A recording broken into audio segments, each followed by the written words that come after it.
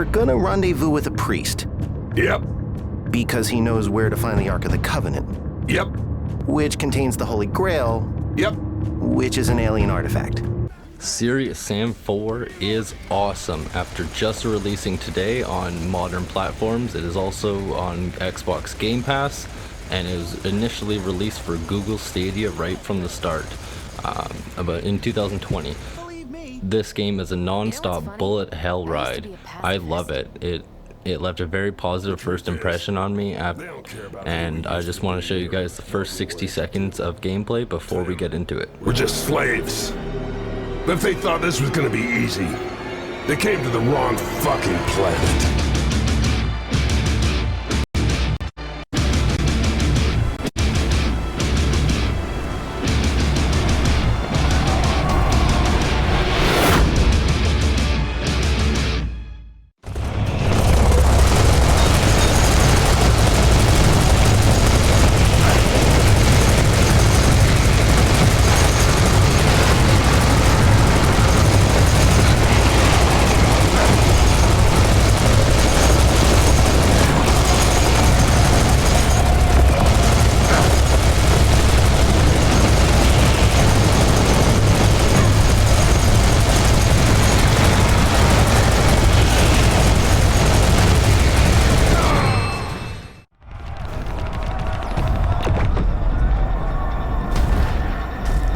So right from the start, this game introduces the characters in that outer space setting, which is awesome. As someone like me who hasn't really played the originals, I don't know much about the series, as I'm sure a lot of you do, right? It's one of those series that's kind of held on in the background for a long time.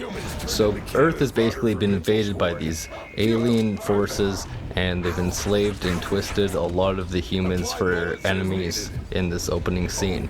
And it has European setting, as you can tell by that very opening scene that I showed you.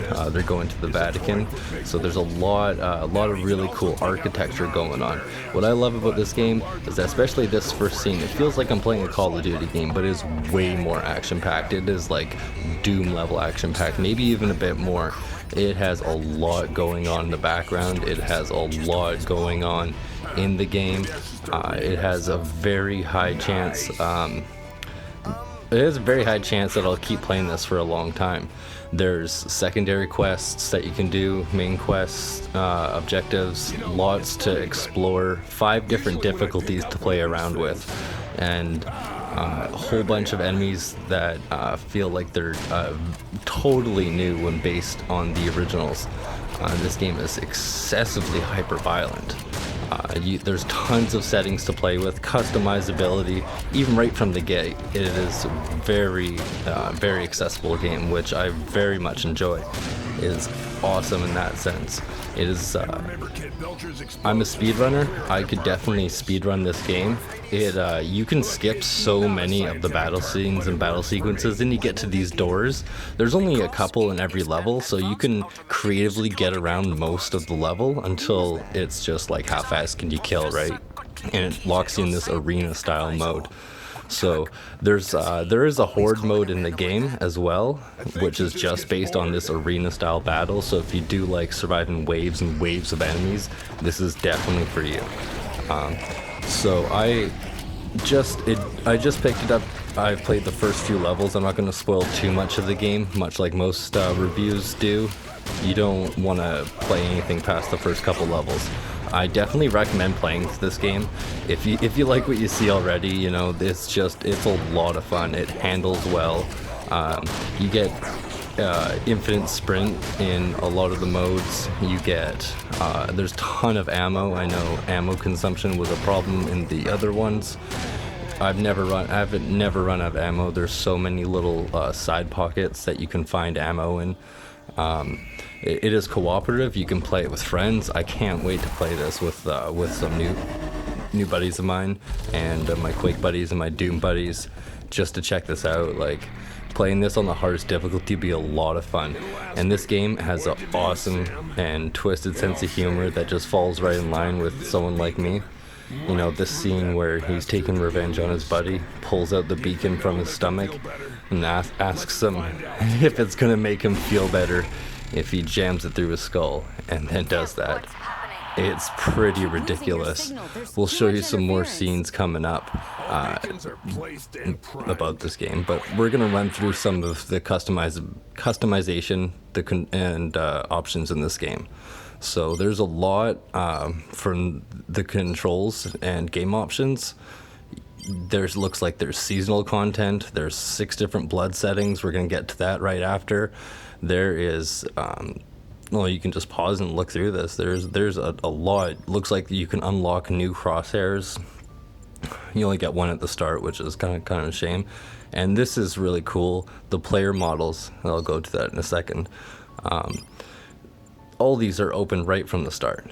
And much like any other options, it appears cutscenes in game, and it's just hilarious to play around. If you have the game on Gamepass like I do, you just want to play around with it. This is fun. This is the definition of a fun game. This is really cool, changing all the atmosphere, all the settings, giving it like a Fallout mode to it. You know, it's a lot of fun, right? So just an example of how this game doesn't really take itself serious is running through the blood settings. So you get red right off the start, right? You can see there. Now we're gonna run through green, and it doesn't look fake. It has a nice shine to it. It doesn't look fake. It looks awesome. For green blood, usually it kind of looks flat, I find. The hippie blood is hilarious. They all explode into flowers and vegetables. Very hippie, right? Very hilarious. The kids is just stars, like birthday stars, fireworks. I guess if you had kids, there's a profanity filter. You can take it out and you can make this game, I guess, very more kid-friendly, right? And then we got the pumpkin setting, which enemies exploded to pumpkins. You can see there's pumpkin all over the ground. And this guy running up here, oof, he's about to turn to some pumpkin. It's good. So, anyway, at the end of the day, I would give this game probably an 8 out of 10. It's not perfect. I wish it was more speedrun accessible. When you beat a level, it only tells you the minutes, but if you load your game, it tells you the minutes and seconds. So that kind of bummed me out. Maybe they'll fix that, maybe they won't. I'm not too concerned about it. I'm gonna get way more hours out of this than I ever thought. So this is definitely another great expansion to Xbox's Game Pass. And Game Pass has never been this strong.